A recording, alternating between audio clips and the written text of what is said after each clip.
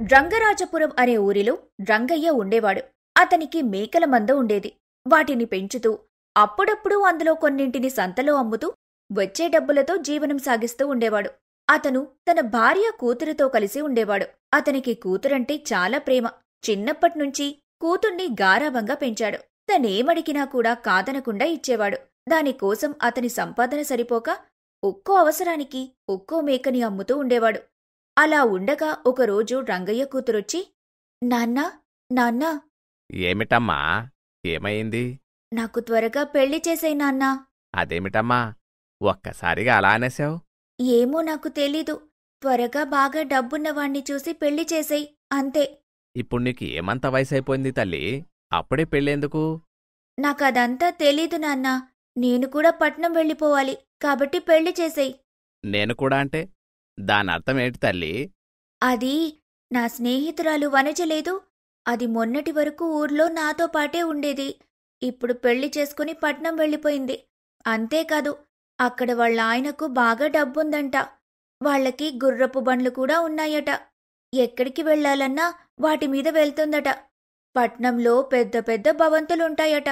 మళ్ళీ ఊరికి రాను, ఇలాంటి చిన్న ఊళ్ళలో ఉండలేను అని గొప్పలు పోతుంది నాన్నా. చూడు తల్లి, పక్కవాళ్లతో మనల్ని మనం పోల్చుకోకూడదు. అందరికీ అన్నీ ఒకేలా కుదరవు తల్లి. నాకదంతా తెలీదు నాన్నా. నాకొక డబ్బున్నవాడు కావాలి. నేను పట్నంలో గుర్రపు బళ్ల మీద తిరగాలి. నేను పట్నంలో ఉన్నాను, నా మొగుడు కూడా గొప్పవాడు, ధనవంతుడని నేను అందరికీ చెప్పుకోవాలి అంతే. అది కాదు తల్లి, కాస్త నా మాట విను. నాకదంతా తెలీదు నాన్నా. నువ్వేం చేస్తావో నాకనవసరం. నేనడిగింది చేసిపెట్టు అంతే. సరే తల్లి, నువ్వు కోరుకున్నట్లే చేస్తాలే, కాస్త సమయమివ్వు. సరే నాన్నా. మరుసటి రోజు మేకలు కాస్తూ రంగయ్య, చిన్ననాటి నుండి తనని గారాబం చేసి పెంచాను కాబట్టి తను ఇలా అనడంలో తప్పులేదు. నాదే తప్పు. కానిప్పుడు నా కూతురడిగిన దానిని కాదు అనలేను. ఏదో ఒకటి చేసి ఎలా అయినా తను అడిగింది చెయ్యాలి. ఇప్పటికిప్పుడు అలాంటి సంబంధం అంటే ఎక్కడ దొరుకుతుంది? ఏదో నా స్థాయికి తాహతుకి తగ్గదంటే చూడగలను, కాని బాగా డబ్బున్న వాళ్ళనంటే ఎలా చూడగలను? మొత్తానికి రంగయ్య ఏదో ఒకలాగా కింద మీద పడి ఒక డబ్బున్న వాళ్లతో సంబంధం కుదుర్చుకున్నాడు. అలా ఉండగా మేకలు తోలుకుంటూ వెళ్తుండగా ఒకరోజు తన స్నేహితుడు కనిపించాడు. ఏంట్రంగయ్యా, ఈ మధ్య కనిపించడం లేదు? రంగయ్య జరిగిన మొత్తం సంగతి అతనితో చెప్పి, అదిరా విషయం. ఎలాగోలా కాస్త ఉన్నవాళ్లతో నా కూతురు పెళ్ళైతే కుదుర్చాను. కాని పెళ్లి చేయడానికి చేతిలో చిల్లిగవ్వలేదు. ఇంకా బంగారం కొనాలి, పిల్లకి అల్లుడికి పెట్టిపోతలు పెట్టాలి. వీటన్నిటికీ డబ్బుల్లేవు. ఏం చేయాలో తోచట్లేదు. మొత్తానికి కూతురు కోరుకుంది కదా అని గొప్పింటి సంబంధం కుదిర్చావు. ఇప్పుడు డబ్బులు కావాలి, కాని అంత డబ్బు అప్పు మనకెవరు ఇవ్వరు కదరా? అవునరా రంగయ్య, ఎవరూ ఇవ్వరు. అదే ఏం చెయ్యాలా అని ఆలోచిస్తున్నాను. నీ దగ్గరున్న ఈ మేకల మందిని అమ్మేయి వచ్చిన డబ్బుతో ఘనంగా పెళ్లి చేసేయొచ్చు. కాకపోతే నువ్వు కొంచెం శ్రమపడాలంతే. ఈ అడవి దాటి వెళ్ళాలి అవతలి ఊరికి. అక్కడ జరిగే పెద్ద సంతులు అయితేనే ఇవన్నీ ఒకసారి అమ్ముడుపోతాయి. నువ్వు చెప్పింది కూడా బాగానే ఉంది. అయితే రేపే బయలుదేరతాను. అలా మరుసటి రోజు రంగయ్య మేకల మందని తీసుకుని పక్క ఊరికి బయలుదేరతాడు. అలా 2 రోజులు అడవిగుండా అవతలి ఊరికి ప్రయాణించి మేకలన్నీ అమ్మేసి వచ్చిన డబ్బుతో తిరిగి అడవిగుండా ఇంటికి వస్తుండగా అకస్మాత్తుగా ఒక రాక్షసుడు ఎదురుపడి, సమయానికి ఎదురుపడ్డావు రాడింబక, నిన్ను నేను తినేస్తాను. అయ్యా రాక్షసపుత్ర, నాకు ఒక్కరోజు గడివివ్వండి. నేనింటికెళ్ళి మళ్ళీ తిరిగి వచ్చి నేను మీకు ఆహారమవుతాను. నువ్వేమైనా సాధువు గోవా? నేనేమైనా పెద్ద పులినా నీ మాట నమ్మి నిన్ను వదిలేయడానికి? అయ్యా, నేను సాధుగోవనని చెప్పడం లేదు. కాని ఇదిగో నా వద్దున్న ఈ డబ్బుని నా ఇంట్లో ఇచ్చి వస్తాను. ఎందుకంటే ఈ డబ్బు లేకపోతే నా కూతురి పెళ్లి ఆగిపోతుంది. అంతేకాదు వియంకుల వారి దగ్గర నా పరువు పోతుంది. అయితే కంటికి కనిపించని పరువు కోసం వెళ్ళి వస్తానంటావు, కాని నీ కూతురిమీద ప్రేమతో కాదన్నమాట. అయ్యా, వియంకుల వారి వద్ద పోయే పరువు కోసం కాదు. కాని నా కూతురడిగినది ఏది ఇప్పటివరకు ఇవ్వకుండా ఉండలేను. ఇప్పుడా డబ్బంది ఇవ్వకపోతే నేను నా కూతురడిగింది ఇవ్వనట్లే అవుతుంది. ఆ బాధ నాకు చచ్చిపోయినా కూడా వెంటాడుతుంది. అది నాకు సుతారం ఇష్టం లేదు. ఓహో, నీ కూతురంటే నీకు అంత ప్రేమ ఉంది అంటావు? అవును, ఉంది. అయితే నీ కూతురికి కూడా నీమీద అంతే ప్రేమ ఉందంటావా? అయ్యా రాక్షసపుత్ర, నేను కన్నాను కాబట్టి నా కూతురు మీద నాకు ప్రేమ ఉంది. కాని తనకి నా మీద అంతే ప్రేమ ఉందని నేను చెప్పలేను కదా. మరి నిన్ను ప్రేమించిన వారికోసం నువ్వు ఎందుకు చచ్చిపోవడం? ఎందుకంటే నాది ఏమీ ఆశించని ప్రేమ కాబట్టి. నిస్వార్థమైన తండ్రివంటావు అంతేనా? సుమారు ఈ లోకంలో ఉన్న ప్రతి తల్లిదండ్రి అంతే. ఎందుకో నీలో నిజాయితీ కనిపిస్తుంది. సరే వెళ్ళు. ధన్యవాదాలు రాక్షసపుత్ర. అరే డింబకా, ఒక్కటి గుర్తుపెట్టుకో. సరిగ్గా రేపు ఇదే సమయంలోపు నువ్వు నా దగ్గరికి రావాలి. లేదు అంటే ఆ మరుక్షణమే నేను నీ ఇంటికొస్తాను. నీ కళ్ళ ముందే నీకింతో ఇష్టమైన నీ కూతుర్ని చెరబట్టుకుని పోతాను. అంతేకాదు, అడ్డు వచ్చిన ప్రతి ఒక్కడిని నమిలి మింగేస్తాను. మీకలాంటి అవకాశం కల్పించను రాక్షసపుత్ర. వెళ్ళొస్తాను.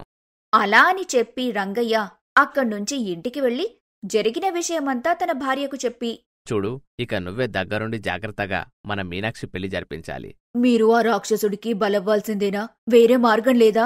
ఇప్పుడు నేను వేరే ఏ మార్గం వెతికినా ఆ రాక్షసుడికిచ్చిన మాట తప్పినట్లవుతుంది. దానివల్ల ఇంకా పెద్ద ప్రమాదమే జరుగుతుంది తప్ప మంచి ఏమాత్రం జరగదు. కాబట్టి నేను వెళ్లడమే ఉత్తమం.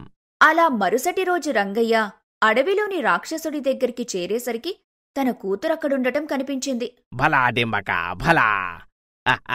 చూశావా ఎవరు వచ్చారో? తల్లి, నువ్వెందుకొచ్చావిక్కడికి? మీరి ఇంట్లో మాట్లాడుకునే మాటలు విని నీ కూతురు ఇదంతా తన వల్లే జరిగిందని, నీకు బదులుగా తనని తినేయమని వచ్చి వేడుకుంటుంది. ఇంతలో నువ్వొచ్చావు. తల్లి, ఏమిటమ్మా ఇది? ఇక్కడికి నువ్వెందుకొచ్చావు? కొద్ది రోజుల్లో పెళ్లి కూతురుగా పందిట్లో ఉండాల్సిన దానివి. ఇక్కడ నీకేం పని? లేదు నాన్నా, నాకంతా తెలుసు. నేను కాని అలా ఒక డబ్బున్నవాణ్ణి పెళ్లి చేసుకోవాలని అడిగుండకపోతే నువ్వు మొత్తం మేకల మందని అమ్మడానికి ఊరు దాటుండేవాడివే కాదు. ఈ రాక్షసుడి కంట్లో పడుండేవాడివి కాదు. అప్పుడు నీకు పరిస్థితి వచ్చుండేదే కాదు. కాబట్టి నేను బలైపోవడమే ఈ సమస్యకు పరిష్కారం నాన్నా. లేదమ్మా, నీకీ సమస్యతో ఎటువంటి సంబంధం లేదు. నువ్వింటికెళ్ళిపో. అలా ఇద్దరూ నేను చనిపోతానంటే నేను చనిపోతానని వాదలాడుకోవడం చూసిన రాక్షసుడు, ఏహే, ఆపండి మీ తండ్రి కూతుళ్ళ గోల. అయ్యా రాక్షసపుత్ర, నేను మీకు మాటిచ్చాను. ఆ మాట నిలబెట్టుకున్నాను. కాబట్టి మీరు నన్ను మాత్రమే ఆరగించండి. దయచేసి నా కూతుర్ను వదిలిపెట్టండి. ప్రాణాలర్పించడానికి పోటీ పడుతున్న మీ తండ్రి కూతుళ్లను చూస్తే నాకు ముచ్చటేస్తుందిరా డింబక. మీ ప్రేమాభిమానాలు చూసి నాకు ఆకలిపోయింది. నాకు మీలో ఒకడిగా ఉంటే ఎంత బావున్నో అనిపిస్తుంది. అలా అనగానే రాక్షసుడు కాస్త మామూలు యువకుడిలాగా మారిపోయాడు. అదంతా చూస్తున్న రంగయ్య, మీనాక్షి ఆశ్చర్యపోయారు. అయ్యా ధన్యుణ్ణి, ఈరోజు మీ ఇద్దరి ప్రేమ ఆప్యాయత వల్ల నాకున్న శాపం తొలగిపోయింది. నేను మామూలు మనిషినయ్యాను. మీకు నేను రుణపడి ఉంటాను. అయ్యా, ఇదంతా మాకు చాలా వింతగా ఉంది. మీరెవరూ? మీ కథేమిటి? అయ్యా, నా పేరు విజయ. నేను చాలా దూరంలో ఉన్న ఒక రాజ్యంలో నివసిస్తూ ఉండేవాణ్ణి. నేను వారిని వీరిని మోసం చేసి వాళ్ల కళ్ళుగప్పి వీళ్ల కళ్ళుగప్పి వాళ్ల దగ్గరున్న వస్తువుల్ని దొంగిలిస్తూ వాటిని అమ్మి పొట్టపోసుకుంటూ ఉండేవాణ్ణి. అలా ఉండగా ఒకరోజు, ఈ చిలుక నాది కాదు, ఈ చిలుక నాది. నువ్వు అబద్ధం చెప్తున్నావు. ఈ చిలుకని నేను ఎంతో అల్లారుముద్దుగా పెంచుకున్నాను. లేదు, నేను చిన్నతనం నుంచి ఈ చిలుకని ప్రేమగా పెంచుకుంటున్నాను. నువ్వే నా నుంచి దొంగిలించావు. దొంగిలించాల్సిన కర్మ నాకేంటి? ఇది నాకు మా అమ్మ కానుకగా ఇచ్చింది. కాదు, ఇది నాది. ఇంతలో అక్కడికి వచ్చిన ఒక పెద్ద మనిషి విషయమేంటి అని అడిగి తెలుసుకుని, సరే, మీ ఇద్దరిలో ఎవరు చెప్పింది నిజమా నేను తెలుస్తాను. రేపు తెల్లవారగానే నా వద్దకు రండి.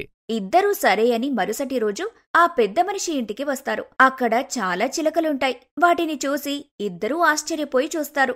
రండి రండి, ఏమిటలా చూస్తున్నారు? మీ చిలుక కూడా ఇందులోనే ఉంది. ఎక్కడుందో కనిపెట్టి తీసుకెళ్ళండి. ఆ ఒక్క మాటతో విజయకి కళ్ళు బైర్లు కమ్మాయి.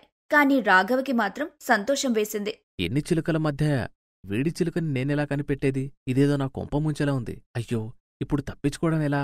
నా చిలుకని వాడు కనిపెట్టలేడు. నిజమే, కాని నేను ఒకేలో ఉన్న వాటిలో నేనెలా దాన్ని కనిపెట్టేది? ఏమిటి ఆలోచిస్తున్నారు? మీ చిలుకని మీరు తీసుకెళ్ళండి త్వరగా. విజయ ఏం చెయ్యాలో పాలుపోక అలా చూస్తూ ఉండగా రాఘవ ఒక బత్తాయి పండు తీసుకొచ్చి చేతిలో పట్టుకుని ఆ చిలుకల ముందు నిలబడ్డాడు. అంతే, ఒక చిలుక వచ్చి రాఘవ చేతిమీద వాలింది. ఇది నీ చిలుకే, తీసుకుపో. ఇక నువ్వు ఒక చిలుక కోసం అబద్ధమాడావు అంటే ఇప్పటికే నువ్విలా చాలా మందిని మోసం చేసి ఉంటావు. కాబట్టి నువ్వు ఈ క్షణం నుండి అడవిలో ఒంటరిగా ఉండే ఒక రాక్షసుడిగా అయిపోవాలి. అలా అతను ఆ మంత్రజాలం విసరగానే నేను రాక్షసుడిగా మారి అక్కడ్నుంచి అడవిలోకి వచ్చి పడ్డాను. ఇన్నేళ్లుగా ఇలాగే ఒంటరిగా ఈ అడవిలో తిరుగుతూ ఉన్నాను. ఈరోజు మీ తండ్రి కూతుర్ల ప్రేమ కారణంగా నాక్కూడా ఒక కుటుంబం, ప్రేమ ఆప్యాయతలు దొరికితే నేను కూడా ఒక దొంగలా ఉండేవాణ్ణి కాదు కదా. ఇలా నాకోసం ఒక్కరూ ఆలోచించేవారు లేకపోవడం వల్ల ఇలా అయిపోయానని నా మనసు లోపల ఎక్కడో చింతన మొదలైంది. అందువల్ల కాబోలు నేను మళ్లీ మనిషిలాగా మారిపోయాను. సరే సరే, ఏం జరిగినా అంతా మన మంచికే అనుకోవాలి. మీరు మాతో వచ్చేయండి. మీకు ఈ రోజు నుంచి కుటుంబం ఉంటుంది. ధన్యుణ్ణి రంగయ్య గారు, మీ మంచితనానికి నా జోహార్లు. అది సరేగాని ఆ చిలక బత్తాయి పండు చూడగానే అతని చేతిమీదికి ఎలా వెళ్ళింది? సాధారణంగా చిలుకలు పెంచిన వాళ్ళెవరూ బత్తాయి పళ్ళు పెట్టి పెంచరు కదా. నాకు ఆ విషయం అర్థం కాలేదు రంగయ్య గారు. అదేమంత గొప్ప విషయం కాదు. ఆ చిలుకని పెంచినవాడి ఇంట్లో ఆ బత్తాయి చెట్టే ఉండి ఉండాలి. అతను రోజూ తనకి అదే విధంగా బత్తాయి పండు చిన్నతనం నుంచి అలవాటు చేసుండాలి. అందుకే బత్తాయి పండును చూడగానే అలవాటు ప్రకారం అది అతని చేతిమీద వాలింది. నిజమేనండి రంగయ్య గారు, మీ కూతురు తెలివైనదే. అందుకే నేనొక తెలివైన నిర్ణయం తీసుకోవాలనుకుంటున్నాను. ఏమిటమ్మా అదే? నేను ఈ విజయని వివాహం చేసుకోవాలనుకుంటున్నాను. ఏమిటమ్మా నువ్వు చెప్పేది? ప్రేమ దొరక్కపోవటం వల్లే కదా ఇతను దొంగయ్యాడు. మళ్ళీ అతను అలా మారడానికి వీల్లేదు. అంతేకాక అతని వల్లే నా స్థాయి ఏమిటో తెలుసుకోకుండా నేను కోరుకున్న కోరిక వల్లే నా తండ్రి ఎంత కష్టపడాల్సొస్తుంది, ఎంత నష్టపోవాల్సొస్తుందన్నది వెనక ముందు ఆలోచించకుండా తీసుకున్న నిర్ణయాలు ఎంత తప్పో ఈరోజు ఇతని మూలంగానే నాకు తెలిసొచ్చాయి. కాబట్టి నేను తనని పెళ్లి చేసుకుని ఇద్దరం నీకు అమ్మకి తోడుగా జీవితాంతం ఉండాలనుకుంటున్నాను. తన కూతురు తీసుకున్న నిర్ణయం విని ముగ్ధుడయ్యాడు రంగయ్య. దాంతో తన కూతురు విజయతో కలిసి ఇంటి దారి పట్టాడు.